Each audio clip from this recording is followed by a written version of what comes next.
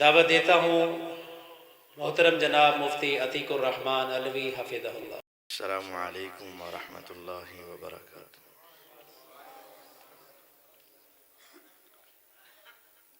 الحمد للہ حمدا کثیرا طیبا مبارکا فیہ مبارکا علیہ کما یحب ربنا ویرضى۔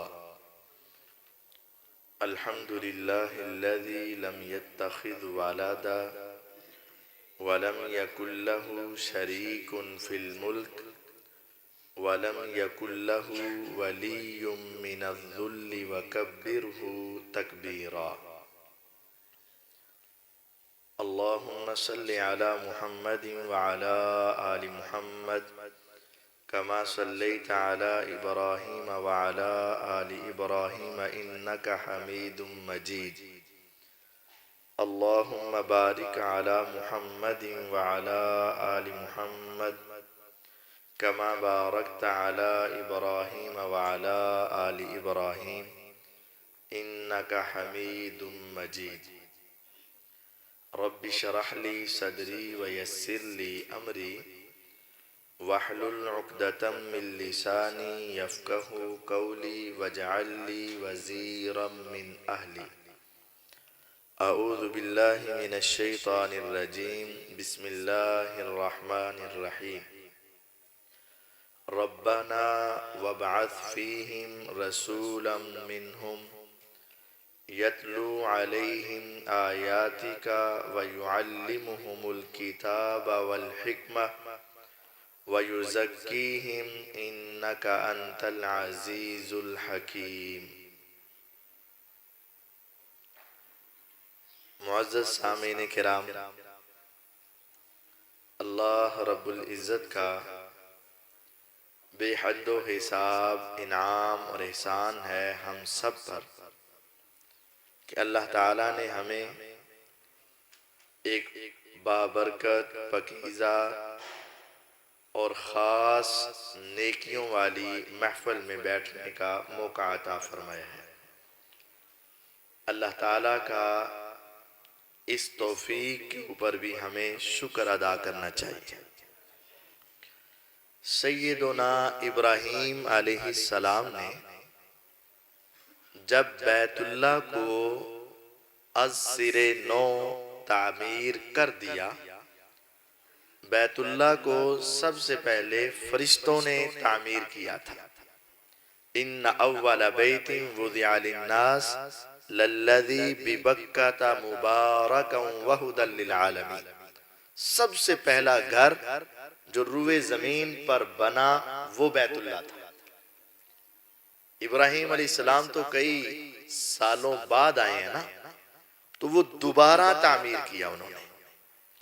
جب انہوں نے دوبارہ تعمیر کر لیا تو پھر اللہ تعالیٰ سے ایک دعا کی، ربنا وابعث فیہم رسولا، اے رب یہ تیرا گھر ہم نے دوبارہ تعمیر کیا ہے، اب اس کی آباد کاری کے لیے تو ان لوگوں میں ایک رسول بھیج دے، منہم جو انہی میں سے ہو، خاندان بھی اس کا یہی ہو، علاقہ محلہ بھی اس کا یہی ہو، اور اس کا عمل کیا ہو، یتلو علیہم آیاتک، تیری آیات، تیرے قوانین ان کو تلاوت کر کے سنائے، وَيُعَلِّمُهُمُ الْكِتَابَ وَالْحِکْمَةَ، اور وہ پیغمبر ان لوگوں کو کتاب و حکمت کی تعلیم دے، کتاب اور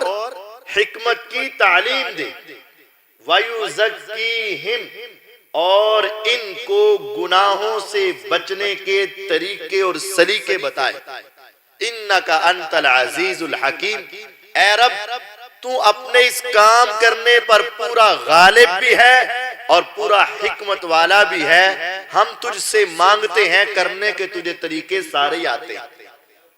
یہ دعا کی، اللہ تعالیٰ نے دعا کو قبول کیا، فرمایا لقد من اللہ علی المومنین، اللہ نے مومنوں پر احسان کر دیا، اذ بعث فیہم رسولا، جب اللہ نے ان کے اندر ایک رسول بھیجا، ان کا سوال بھی تھا ربنا وابعث فیہم رسولا، اے اللہ اپنا آخری رسول بھیج دے۔ فرمایا اللہ نے احسان کر کے رسول بھیج دیا۔ انہوں نے کہا تھا منہم، انہی میں سے ہونا چاہیے۔ فرمایا من انفسہم، انہی میں سے بھیجا ہے۔ انہوں نے کہا تھا یتلو علیہم آیاتک، فرمایا یتلو علیہم آیاتہ، وہ رسول آ گیا اللہ کی آیتیں تلاوت کر کر کے سنائے گا۔ وَيُزَكِّيهِمْ، اور ان کو گناہوں سے وہ پاک کرے گا، بچائے گا۔ وَيُعَلِّمُهُمُ الْكِتَابَ وَالْحِكْمَةَ، اور ان کو کتاب اور حکمت کی تعلیم دے گا۔ وَإِن كَانُوا مِن قَبْلُ لَفِي ضَلَالٍ مُبِينٍ، اور حقیقت یہ ہے اس پیغمبر کے آنے سے پہلے یہ پورا معاشرہ بڑی دور کی اور بڑی واضح گمراہی کے اندر ڈوب چکا تھا۔ اللہ تعالیٰ سے جو دعا ابراہیم علیہ السلام نے کی، اللہ تعالیٰ نے اسی طرح اس دعا کو قبول کر کے ہمارے آخری پیغمبر محمد صلی اللہ علیہ وسلم کو مبعوث کیا۔ اس دعا کے اندر ایک بڑا حصہ یہ تھا وَيُعَلِّمُهُمُ الْكِتَابَ وَالْحِكْمَةَ، وہ ان کو کتاب بھی سکھائے، حکمت بھی سکھائے۔ کتاب کیا ہے؟ کتاب قرآن ہے۔ حکمت کیا ہے؟ حکمت حدیث ہے۔ اور ان دونوں کو اللہ تعالیٰ نے نازل کیا ہے۔ وَأَنزَلَ اللَّهُ عَلَيْكَ الْكِتَابَ وَالْحِكْمَةَ، اللہ نے کتاب کو بھی نازل کیا، حکمت کو بھی نازل کیا۔ اللہ تعالیٰ نے قرآن کو بھی نازل کیا اور اللہ نے حدیث کو بھی نازل کیا۔ قرآن بھی اللہ نے نازل کیا اور حدیث کو بھی اللہ تعالیٰ نے نازل کیا۔ اور قرآن پڑھنا پڑھانا یہ اصل ذمہ داری کس کی تھی؟ محمد الرسول اللہ صلی اللہ علیہ وسلم کی تھی۔ حدیث پڑھنا پڑھانا کس کی ذمہ داری تھی؟ محمد الرسول اللہ صلی اللہ علیہ وسلم کی۔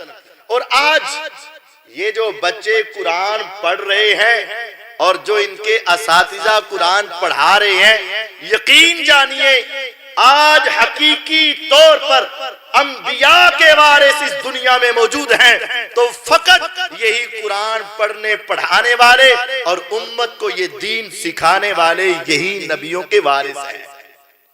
اب قرآن سے مراد ہے، کتاب سے مراد ہے قرآن، اور حکمت سے مراد ہے حدیث۔ صرف ایک کو ماننا اور دوسرے کو نہ ماننا یہ پیغمبر کی رسالت کو نہ ماننا ہے۔ اگر کوئی شخص کہتا ہے میں قرآن مانتا ہوں لیکن حدیث نہیں مانتا، بھئی تو حدیث کیوں نہیں مانتا؟ اس کے دل میں کچھ مختلف قسم کے اشکالات ہیں۔ ایک وجہ یہ ہے کہ حدیث تو 200 سال بعد لکھی گئی۔ اچھا، اور تو کیوں حدیث نہیں مانتا؟ کہتے ہیں اللہ نے ذمہ داری صرف قرآن کی لی ہے، حدیث کی حفاظت کی ذمہ داری نہیں لی ہے۔ اچھا، اور تو کیوں نہیں مانتا؟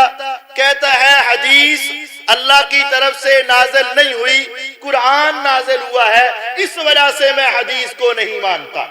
یہ تینوں باتیں ہی غلط ہیں۔ حقیقی بات یہ ہے اللہ تعالیٰ نے قرآن کو بھی نازل کیا ہے اور حدیث کو بھی نازل کیا ہے، اور اللہ نے قرآن کی حفاظت کی ذمہ داری بھی لی ہے اور حدیث کی حفاظت کا ذمہ بھی اللہ نے لیا ہے۔ اور قرآن جس طرح مسلمانوں کے سینوں میں اور لکھا ہوا آقا کے دور میں موجود تھا، کعبے کے رب کی قسم، اسی طرح حدیث بھی آقا کے دور میں لکھی ہوئی بھی موجود تھی اور صحابہ کے سینوں میں بھی موجود تھی۔ آج اس دنیا کے اندر ایک کتاب ہے جس کا نام صحیفہ حمام بن منبہ رحمہ اللہ ہے۔ امام ابو ہریرہ رضی اللہ تعالی عنہ نے اپنے شاگرد کو حدیثیں لکھوائیں۔ کس نے؟ ابو ہریرہ رضی اللہ عنہ نے اپنے شاگرد کو حدیثیں لکھوائیں، ایک کتاب لکھوائی، اس کا نام تھا صحیفہ حمام بن منبہ. بعد میں وہ حدیثیں چلتی رہیں لیکن وہ کتابچہ گم ہو گیا. وہ کتابچہ گم ہو گیا. امام احمد بن حنبل رحمہ اللہ نے اسی سند سے جو اپنے استادوں سے سن کر وہی حدیثیں اپنی کتاب میں بھی نقل کی ہوئی تھی.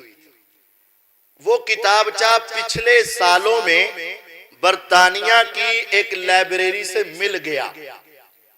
یقین جانیے آج اس دنیا کے اندر ٹیکنالوجی اور ترقی کے دور میں جب اس کاغذ کو چیک کیا گیا، جب اس کی لکھائی کو لیبارٹری میں لے جا کر فرانزک کیا گیا، پتا چلا یہ تابعین کے دور کا لکھا ہوا صحیفہ ہے.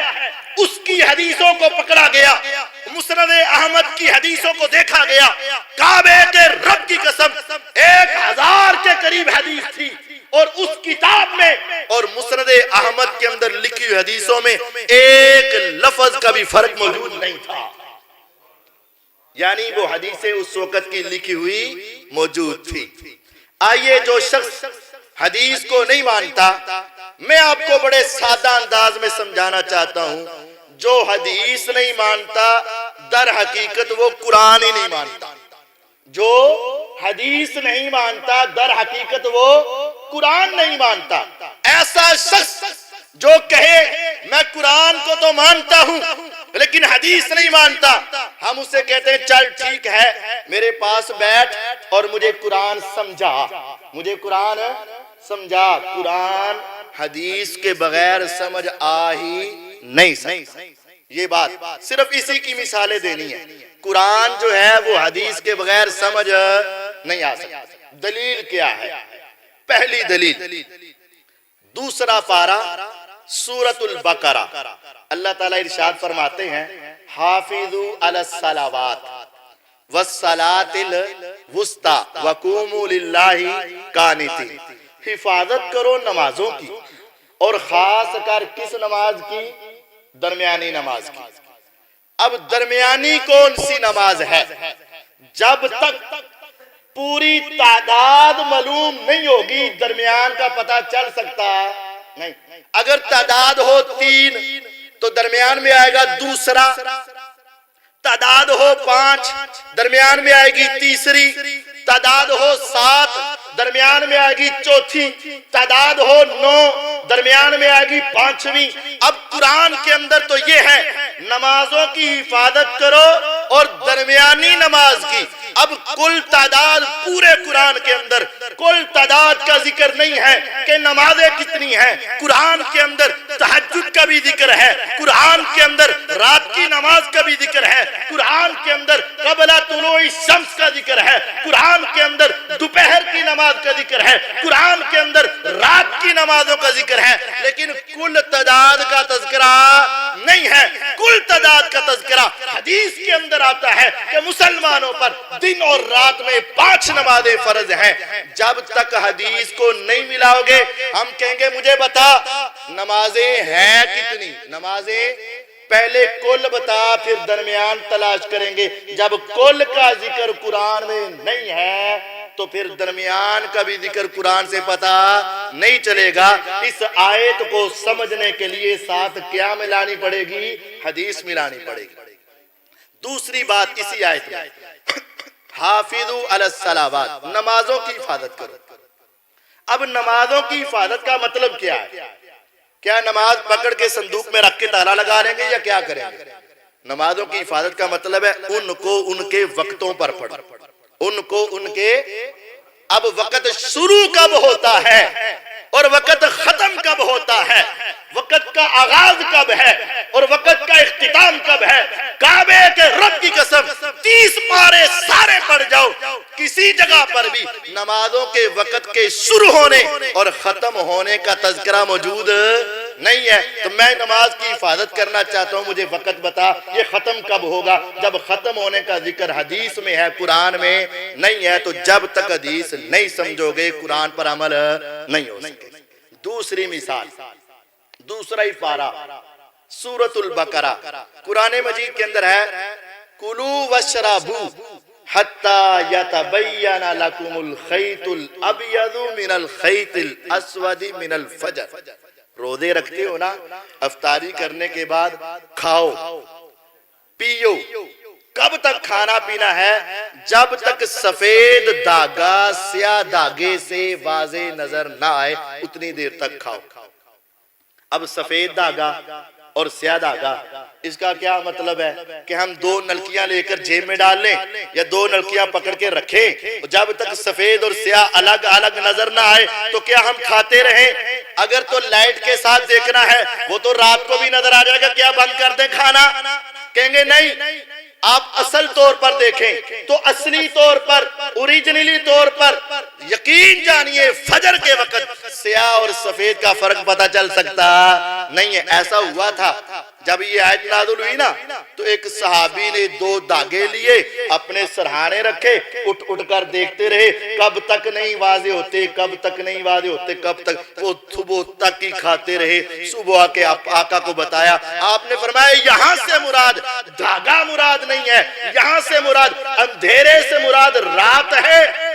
کالے دھاگے سے مراد رات ہے اور سفید دھاگے سے مراد وہ اس طرح نکل کر اس طرح پھیلنے والی وہ روشنی ہے. اس سے مراد یہ دھاگے. اگر کوئی کہتا ہے صرف قرآن مراد لینا ہے، صرف قرآن سے سمجھنا ہے، اسے کہو کہ یہ مجھے آیت سمجھا کہ رات کو اتنی دیر تک کھانا کھا سکتے ہو جتنی دیر تک یہ دو دھاگے واضح ہیں، تو پھر تو صبح 7 بجے تک کھانا ہی چلتا رہے گا. تیسری دلیل قرآن مجید فرقان حمید کے اندر یہ مسئلہ بڑا سمجھنے والا ہے. 28واں پارہ سورۃ الجمعہ، اللہ تعالیٰ ارشاد فرماتے ہیں یا ایھا الذین آمنوا اذا نودی للصلاۃ من یوم الجمعہ فاسعوا الی ذکر اللہ وذروا البیع. اے ایمان والو، جب جمعے والے دن تمہیں نماز کے لیے بلایا جائے تو کاروبار چھوڑ کر اللہ کے ذکر کی طرف دوڑتے ہوئے آ جاؤ. اے ایمان والو، جب تمہیں جمعے والے دن نماز کے لیے بلایا جائے تو اس وقت تم نے کاروبار چھوڑ کر، اپنے کام کاج کو چھوڑ کر کس لیے آ جانا ہے؟ نماز کے لیے. اب جمعے والے دن بلایا جائے کس وقت؟ جمعے والے دن فجر کا وقت بھی ہے، جمعے والے دن ظہر کا وقت بھی ہے، جمعے والے دن عصر کا وقت بھی ہے، جمعے والے دن مغرب کا وقت بھی ہے. یہ کس موقع پر بلانا ہے؟ صبح 5 بجے یا دوپہر کو 10 اور 12 بجے یا دوپہر کو 1 اور 2 بجے یا شام کے وقت 4 اور 5 بجے؟ کس وقت بلانا ہے؟ قرآن کے اندر ذکر نہیں ہے، قرآن کے اندر بلانے کا طریقہ بھی نہیں ہے، الفاظ کیا بولنے ہیں قرآن کے اندر نہیں ہے. نماز کے لیے آنا ہے یا خطبے کے لیے آنا ہے؟ قرآن کے اندر تو نماز کے لیے ہے. اگر کوئی شخص حدیث کو ملائے بغیر اس آیت کو دیکھنا چاہے گا تو قرآن کے اندر پورے دن کا ذکر ہے، دن میں کوئی وقت خاص نہیں. تو یہ وقت کون بتائے گا؟ یہ وقت کون سمجھائے گا؟ اور پھر بلانے کا طریقہ کون بتائے گا؟ پھر آواز دینے کا سلیقہ کون بتائے گا؟ اور پھر کون بتائے گا کس نماز کے لیے بلانا ہے؟ فجر کے لیے یا اشراق کے لیے، ظہر کے لیے یا عصر کے لیے؟ کس لیے بلانا ہے؟ یہ پورے قرآن میں نہیں ہے. یہ مسئلہ ہمیں ملے گا تو کہاں ملے گا؟ حدیث کے اندر ملے گا. حدیث بتائے گی اللہ اکبر کہہ کر بلانا ہے، دوپہر کے وقت بلانا ہے اور خطبہ جمعہ کے لیے بلانا ہے. یہ حدیث ہمیں ساری بات سمجھا دے گی. جب تک حدیث ساتھ نہیں ملائیں گے مسئلہ سمجھ نہیں آئے گا. چوتھی مثال قرآن مجید فرقان حمید 10واں پارہ، اللہ تعالیٰ ارشاد فرماتے ہیں ان عدت الشہور عند اللہ 12 شہرا فی کتاب اللہ یوم خلق السماوات والارض. جب سے آسمان و زمین اللہ نے بنائے ہیں نا، سال کے مہینوں کی تعداد 12 ہے. سمجھیے گا، سال کے مہینوں کی تعداد کتنی ہے؟ 12. منہا اربعۃ حرم، ان مہینوں میں 4 حرمت والے ہیں. ذالک الدین القیم، یہ بڑا پکا قانون ہے. فلا تظلموا فیہن انفسکم، ان مہینوں میں اپنے اوپر تم نے ظلم نہیں کرنا. ان مہینوں میں اپنے اوپر ظلم. سال میں مہینے کتنے ہیں؟ 12 میں حرمت والے کتنے ہیں؟ 4. ان چاروں میں اپنی جانوں پہ ظلم نہیں کرنا. میں اس آدمی سے پوچھتا ہوں جو کہتے ہیں حدیث کے بغیر میں قرآن کو سمجھ لوں گا. ہم کہتے ہیں اٹھاؤ پورے قرآن کو، مجھے 12 مہینوں کے نام پورے قرآن سے دکھا. 12 تو دور کی بات ہے، 6 مہینوں کے نام قرآن سے دکھا. 6 تو دور کی بات ہے، 4 مہینوں کے نام قرآن کے اندر سے دکھا. 4 مہینوں کے نام بھی پورے قرآن میں نہیں ہے، اور قرآن کہتا ہے ان میں 4 حرمت والے ہیں. وہ حرمت والے مہینے کون سے ہیں؟ پورے قرآن کے اندر نہ 12 مہینوں کا ذکر ہے، نہ 8 مہینوں کا ذکر ہے، نہ 6 مہینوں کا تذکرہ ہے، اور پورے قرآن کے اندر ان 4 حرمت والوں کا نام بھی موجود نہیں ہے. میں کہتا ہوں میں قرآن پہ عمل کروں تو مجھے 4 مہینوں کا پتہ کہاں سے چلے گا؟ حدیث کے اندر سے. پتہ کہاں سے چلے گا؟ حدیث کے اندر سے. آگے اگلی آیت کیا ہے؟ اس وقت کے مشرکین مکہ ان 4 مہینوں کا خیال رکھتے تھے، ان مہینوں میں جنگ نہیں کرتے تھے. لیکن ہوتا کیا تھا، اگر ان کی لڑائی ہو رہی ہوتی، اگر ان کی جنگ ہو رہی ہوتی اور اگلا حرمت والا مہینہ اس کا آغاز ہوتا، چاند نکل آتا. مثال سمجھو، شوال کے مہینے میں جنگ ہو رہی ہے. ان کا طریقہ یہ ہوتا تھا، صبح جنگ شروع ہوتی، شام کو ختم ہوتی، اگلے دن پھر شروع، شام کو بند. تو جب ان کی لڑائی چل رہی ہوتی، شام ہوتی اور چاند ذوالقعدہ کا نکل آتا. شوال کے بعد کیا آتا ہے؟ ذوالقعدہ. چاند نکل آتا. اب وہ سوچ میں پڑ جاتے، یار اگر تو ہم اس کو حرمت والا مہینہ مانیں کیونکہ حرمت والا ہے تو پھر ہمیں لڑائی چھوڑنی پڑے گی، ہمیں گھروں میں واپس جانا پڑے گا، ہمارے لاشیں تڑپ اٹھے ہیں، ہمیں اتنی دیر تک اس کو برداشت کرنا پڑے گا. ابھی تو ہم نے بدلہ لینا تھا، ابھی تو ہم نے ان کا مقابلہ کرنا تھا، پھر تو ہمارا غصہ ٹھنڈا ہو جائے گا. اب وہ مل کر کہتے اگر ہم نے اس مہینے کو حرمت والا مان لیا تو ذوالقعدہ بھی حرمت والا، اگلا مہینہ پھر حرمت والا، اس سے اگلا مہینہ پھر حرمت والا، 3 مہینے تک ہم انتظار کریں گے. چلو آپس میں مل کر یہ کہتے ہیں، اتفاق کر لیتے ہیں اگلا مہینہ ذوالقعدہ کا نہیں ہے، اعلان کر دو اگلا مہینہ ربیع الاول کا مہینہ ہے. یعنی ترتیب کیا کرتے؟ بدل دیتے. اگلا مہینہ کیا کون سا مہینہ ہے؟ ربیع الاول کا. اور جب ربیع الاول آئے گا پھر ہم کہیں گے یہ وہ مہینہ جو ہمارا رہ گیا تھا ذوالقعدہ والا، یہ ہو گیا.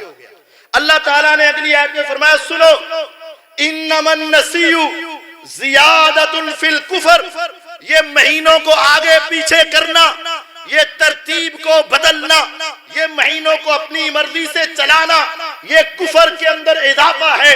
ایک تو تم نے اس مہینے کی حرمت کا خیال نہ کیا، اور دوسرا تم نے اللہ کی بنائی ہوئی ترتیب کو بدل دیا، یہ کفر میں اضافہ ہے. اس کا مطلب یہ ہوا ترتیب قائم رکھنا ایمان ہے، ترتیب بدلنا کفر ہے. اب میں اس سے پوچھوں گا اگر تو حدیث نہیں مانتا مجھے بتا پورے قرآن کے اندر ترتیب کہاں لکھی ہے؟ میں ترتیب کو قائم رکھ کے ایمان کو قائم رکھنا چاہتا ہوں. پورے قرآن میں مجھے مہینوں کے نام بتا، پورے قرآن میں مجھے مہینوں کی ترتیب بتا، پورے قرآن میں مجھے حرمت والے 4 مہینوں کا بتا. جب ترتیب معلوم نہ ہوگی تو کفر ہوگا، جب ترتیب کو آگے پیچھے کیا جائے گا کفر ہوگا. میں کفر سے بچ کر مسلمان رہنا چاہتا ہوں، مجھے بتا کہ وہ ترتیب کہاں سے ملے گی؟ حدیث سے ملے گی. جب تک حدیث نہیں مانو گے اس کفر سے تم بچ نہیں سکو گے. اس سے آگے ایک اور دلیل قرآن مجید فرقان حمید کے اندر 28واں پارہ سورۃ الحشر، یہ آیت سمجھنے والی ہے. اللہ تعالیٰ ارشاد فرماتے ہیں ما قطعتم من لینا او ترکتموها قائما علی اصولها فباذن اللہ. تم نے جو کھجور کا درخت کاٹا اور جس درخت کو باقی رکھا، یہ سب اللہ کے حکم سے ہوا ہے.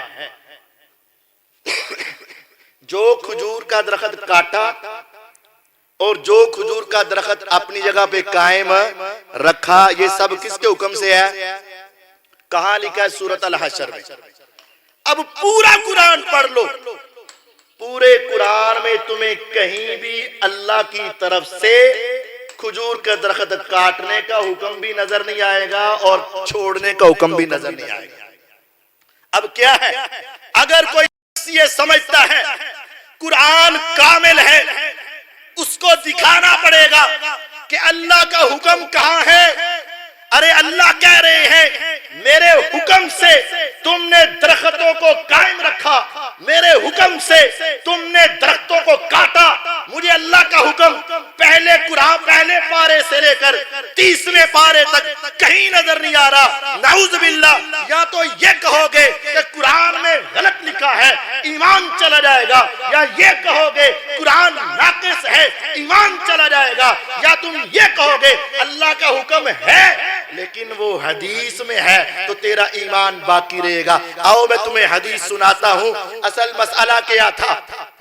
میرے آقا مدنی صلی اللہ علیہ وسلم مدینہ میں گئے، مدینہ کے اندر یہودی آباد تھے، آپ نے یہودیوں کے ساتھ معاہدہ کیا، یہودیوں سے کہا ہم تمہارے ساتھ ہیں، تم ہمارے ساتھ ہو، اگر باہر کا دشمن حملہ کرے گا ہم تمہارا ساتھ دیں گے، اگر تم پر حملہ کرے گا ہم تمہارا اور تم ہمارا۔ ایک دوسرے غلطی سے قتل ہو گیا، ایک مسلمان غلطی سے قتل ہو گیا۔ غلطی سے قتل ہو جائے تو دیت میں کتنے اونٹ دیتے ہیں؟ 100۔ تو آپ بنو نذیر کے قبیلے کے پاس گئے، دیکھو ہمارا تمہارا معاہدہ تھا، ہمارے مسلمان سے قتل ہوا، اب 100 اونٹ دینے ہیں، تم 50 دو، 50 ہم دیں گے، ہم اپنا بدلہ اتار دیں گے۔ انہوں نے کہا ٹھیک ہے، یہ قلعہ ہے، اس کی دیوار میں سایہ ہے، اس سائے میں بیٹھو، ہم 50 اونٹ اکٹھے کر کے آپ کو دیتے ہیں۔ اندر جا کے ان کا دماغ خراب ہوا اور آپس میں سوچنے لگے جہاں 50 دینے ہیں 100 کا اور بندوبست کرو، اور نعوذ باللہ آقا دیوار کے ساتھ ٹیک لگا کر بیٹھے ہیں۔ ہاتھ والی چکی جو بڑے بڑے 2 پتھروں والی ہوتی تھی جس میں گندم کو پیسا جاتا تھا، آٹا بنایا جاتا تھا، اس چکی کا ایک پارٹ اس طرح اوپر سے گرا دو، نعوذ باللہ آقا کے سر میں لگے، آقا شہید ہو جائیں۔ جہاں 50 اونٹ ہم نے دینے ہیں 100 اور دے کر ہماری جان چھوٹ جائے گی۔ انہوں نے یہ ارادہ بنایا، آسمان سے قرآن آیا، میرے آقا جلدی سے اٹھے، صحابہ کے پاس پہنچے، ایک لشکر کو تیار کیا، یہ مجھے قتل کرنا چاہتے ہیں۔ آقا نے آ کر اس پورے قبیلے کا محاصرہ کیا۔ بنو نذیر کا وہ قلعہ تھا، یہودیوں کا وہ علاقہ تھا، یہودیوں کا وہ قبیلہ تھا۔ اس وقت مسلمانوں نے جب ان کا محاصرہ کیا، ان کے قلعے کے باہر بڑے درخت تھے، وہ ظالم اپنے دروازوں سے چھپکے سے نکلتے، بڑے بڑے کھجور کے درختوں کے پیچھے کھڑے ہو جاتے اور رات کے وقت مسلمانوں پر اس کے پیچھے سے حملہ کر کے مسلمانوں پر وار کرتے۔ میرے آقا کے صحابہ شہید ہونے لگے۔ میرے آقا کے اوپر آسمان سے وحی آئی، اے آقا یہ درخت کو کاٹ دو اور فلاں فلاں کو باقی رہنے دو۔ آقا علیہ السلام نے وہ درختوں کو کاٹ دیا۔ عبداللہ بن ابی منافق تھا، اندر تھے یہودی تھا، اوپر سے مسلمان تھا۔ جب اس نے دیکھا مسلمان درخت کاٹ رہے ہیں، اب دشمن ان کے اوپر حملہ نہیں کر پائے گا، اس نے شور مچانا شروع کر دیا، اے محمد صلی اللہ علیہ وسلم آپ تو ہمیں یہ کہا کرتے تھے جب تم جنگ کے لیے جایا کرو نہ بچوں کو قتل کرنا، نہ وہ عورتوں کو قتل کرنا، نہ بوڑھوں کو تم نے قتل کرنا، نہ پھلدار درختوں کو تم نے کاٹنا۔ اب کیا بات ہے، آپ درختوں کو کیوں کاٹ رہے ہیں؟ وہ اس طرح کی آواز دینے لگا، آسمان سے قرآن اترا، خاموش ہو جا، ما قطعتم من لینۃ او ترکتموها قائمۃ علی اصولها فباذن اللہ۔ جس درخت کو آقا نے کاٹا ہے، جس کو چھوڑا ہے، یہ محمد صلی اللہ علیہ وسلم نے اپنی مرضی سے نہیں کیا، ہر ایک کے بارے میں اللہ کی وحی آتی تھی، آپ کاٹتے جاتے تھے۔ اللہ کی وحی کے ذریعے سے ان درختوں کو کاٹا ہے، اللہ کی وحی کے ذریعے سے ان کو چھوڑا ہے، اور وہ وحی کہاں کی؟ حدیث میں موجود ہے۔ اگر تم کہو حدیث کے بغیر ہم اس آیت کو سمجھ لیں گے، کعبے کے رب کی قسم 30 پاروں کو پڑھ لو، تمہیں کسی جگہ پر بھی نہ درخت کاٹنے کا حکم آئے گا نہ درخت چھوڑنے کا حکم آئے گا۔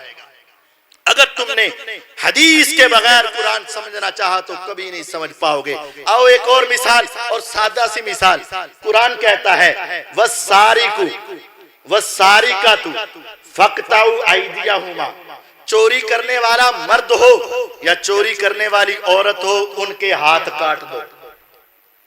اب سوال یہ ہے، چوری تو چوری ہے، چاہے ایک پنسلی چوری ہو، چوری تو چوری ہے، چاہے لاکھ روپے کی ہو یا کاکھ روپے کی ہو، چوری تو چوری ہے. اب بتا، تیرا بچہ اگر کسی کے جیومیٹری سے ایک پنسل نکال لائے، کیا اس کا ہاتھ کاٹا جائے گا؟ اگر تیرا بچہ کسی کا شارپنر اٹھا لے آئے، کیا اس کا ہاتھ کاٹا جائے گا؟ مجھے بتاؤ کتنی چوری پر ہاتھ کاٹا جائے گا؟ اس کی حد کیا ہے؟ پورے قرآن میں صرف چوری کا ذکر ہے. چوری کا مقام کتنی چوری ہو اس کے بعد ہاتھ کاٹے گا، اس کی حد بندی پورے قرآن میں ہے نہیں. اس سے آگے چوری کرنے والے کا ہاتھ کاٹا جائے گا. ہاتھ عربی زبان میں یدن کا لفظ اس انگلی کے کنارے سے لے کر کندھے تک کے حصے کو یدن کہتے ہیں. اب کتنا کاٹا جائے گا؟ یہاں سے یا یہاں سے یا یہاں سے کتنا کاٹا جائے گا؟ آدھا ہاتھ بھی کاٹ دو، کاٹا تو ہاتھ ہی گیا ہے نا. پورا کاٹ دو، کاٹا تو ہاتھ ہی گیا ہے نا. کونی تک کاٹ دو، عربی کے اندر کاٹا تو ہاتھ ہی گیا ہے نا. کندھے تک کاٹ دو، کاٹا تو ہاتھ ہی گیا ہے نا. دایاں کاٹنا ہے یا بایاں کاٹنا ہے، یہ کہاں سے ملے گا؟ کتنی چوری پہ کاٹنا ہے، کہاں سے ملے گا؟ اگر ایک چور نے چوری کی، ایک مرتبہ کی دایاں ہاتھ کاٹ دیا گیا، دوسری مرتبہ کی بایاں ہاتھ کاٹ دیا گیا. اگر تیسری مرتبہ چوری کرے گا، بتاؤ تب اس کا کیا کاٹا جائے گا؟ تب اس کا کیا کاٹا جائے گا؟ یہ تفصیل بھی ہمیں کہاں سے ملے گی؟ حدیث سے ملے گی. جب تک حدیث نہیں مانو گے تب تک قرآن کی سمجھ آ سکتی نہیں آ سکتی. قرآن نے کہا ہے زکوٰۃ مسلمانوں پر فرض ہے. زکوٰۃ مسلمانوں پر اب دینی کب ہے؟ سال بعد، مہینے بعد، ہفتے بعد، روزانہ، یا زندگی میں ایک مرتبہ دینی کب ہے؟ پورے قرآن میں ذکر. یہ سال بعد کا ذکر کہاں ہے؟ حدیث میں. کتنی دینی ہے؟ 2.5%. یہ 2.5% کا ذکر قرآن میں موجود نہیں ہے. دینی کتنی ہے، دینی کب ہے، پورے قرآن میں نہیں ہے. اور یہ بھی سن لو شروع کب ہوتی ہے. میرے پاس 10 روپے ہیں، کیا زکوٰۃ ہے کہ نہیں ہے؟ میرے پاس 100 روپیہ ہے، زکوٰۃ ہے کہ نہیں ہے؟ میرے پاس لاکھ روپیہ ہے، زکوٰۃ ہے کہ نہیں ہے؟ یہ نصاب، یہ پورا نصاب قرآن کے اندر بیان نہیں ہوا. یہ ساری تفصیل کہاں بیان ہوئی ہے؟ حدیث میں. جب تک حدیث کو نہیں مانو گے تمہیں 2.5% کا پتہ نہیں چلے گا. جب تک حدیث نہیں مانو گے تمہیں سال بعد کے فرض ہونے کا پتہ نہیں چلے گا. جب تک حدیث نہیں مانو گے تم نے کتنے نصاب کے بعد دینی ہے، 7.5 تولے کے بعد دینی ہے یا 52 تولے چاندی کے بعد دینی ہے، یہ تمہیں تذکرہ کہاں سے ملے گا؟ حدیث سے ملے گا. جب تک حدیث نہیں تب تک قرآن کی سمجھ نہیں. آخری بات سن لیجئے، آخری بات. دوسرا پارہ سورۃ البقرہ، قرآن مجید فرقان حمید. فَإِنْ خِفْتُمْ فَرِجَالًا أَوْ رُكْبَانًا فَإِذَا أَمِنْتُمْ فَاذْكُرُوا اللَّهَ كَمَا عَلَّمَكُمْ. جب تم حالت خوف میں ہو، جنگ جاری ہے، دشمن کا خوف ہے، قرآن کہتا ہے فَرِجَالًا، پیدل ہی نماز پڑھ لو. اور رکبانن، سواری پہ پڑھتے ہو سواری پہ پڑھ لو. 4 رکعتیں پڑھ سکتے ہو 4 پڑھ لو. 2 پڑھ سکتے ہو 2 پڑھ لو. 1 پڑھ سکتے ہو 1 پڑھ لو. جماعت سے پڑھ سکتے ہو جماعت سے پڑھ لو. اکیلے پڑھ سکتے ہو اکیلے پڑھ لو. اشاروں سے پڑھ سکتے ہو اشاروں سے پڑھ لو. جتنی ممکن ہے، جدھر چہرہ ہے، مشرق کو ہو مغرب کو ہو، شمال کو ہو جنوب کو ہو، جب حالت خوف ہے، دشمن کا مقابلہ ہے، جنگ جاری ہے، فریجالن، پیدل ہو تو دوڑتے ہوئے پڑھو، اور رکبانن، سوار ہو تو سواری پہ پڑھو. جتنا ممکن ہو تم پڑھ لو، کوئی حرج نہیں. لیکن فَإِذَا أَمِنْتُمْ، جب تم حالت امن میں آ جاؤ، جس طرح تم ہو، جس طرح تم ہو، قرآن کہتا ہے فَاذْكُرُوا اللَّهَ كَمَا عَلَّمَكُمْ. پھر نماز اس طرح پڑھنی ہے جیسے اللہ نے تمہیں سکھائی ہے. اللہ نے تمہیں سکھائی ہے. اللہ سچ بولتے ہیں کہ نہیں؟ کعبے کے رب کی قسم، ومن اصدق من اللہ قیلا ومن اصدق من اللہ حدیثا، اللہ سے سچا کلام کسی کا نہیں ہو سکتا، اللہ سے سچی بات کسی کی نہیں ہو سکتی. آسمان کے رب نے قرآن کے اندر کہا ہے جب حالت امن میں آؤ نماز اس طرح پڑھنا جیسے میں نے تمہیں سکھائی ہے. اٹھاؤ قرآن مجید کو، پہلے پارے سے لے کر 30ویں پارے تک چلے جاؤ، پورے قرآن کے اندر نماز کے سکھانے کا تذکرہ نہیں ہے. پورے قرآن میں کہیں موجود نہیں ہے. فجر کی 2 رکعت ہیں، پورے قرآن میں کہیں موجود نہیں ہے. ظہر کی 4 رکعت ہیں، پورے قرآن میں کہیں موجود نہیں ہے. عصر کی 4 رکعت ہیں، پورے قرآن میں کہیں موجود نہیں ہے. مغرب کی 3 رکعت ہیں، پورے قرآن میں کہیں موجود نہیں ہے. عشاء کی 4 رکعت ہیں، پورے قرآن میں کہیں موجود نہیں ہے. کون سی نماز میں قرات اونچی کی جائے گی، کون سی نماز میں قرات آہستہ کی جائے گی، پورے قرآن میں کہیں نہیں ہے. پہلی 2 رکعتوں میں قرات اونچی ہوگی، آخری 2 رکعتوں میں قرات آہستہ ہوگی. میرا رب کہتا ہے میں نے سکھائی ہے، میں اپنے رب کو سچا مانتا ہوں. اگر تو بھی سچا مانتا ہے پھر مجھے قرآن سے دکھا. یا تو تمہیں کہنا پڑے گا نعوذ باللہ ثم نعوذ باللہ قرآن میں غلط لکھا ہے، اگر یہ کہے گا ایمان جائے گا. یا تو کہے گا قرآن کے اندر پورا کامل نہیں ہے تب بھی ایمان جائے گا. اور اگر تو کہے گا اللہ سچا ہے پھر ماننا پڑے گا قرآن کے ساتھ حدیث بھی اللہ کی وحی ہے، اور حدیث کے بغیر قرآن سمجھ آ سکتا نہیں ہے. وآخر دعوانا ان الحمدللہ.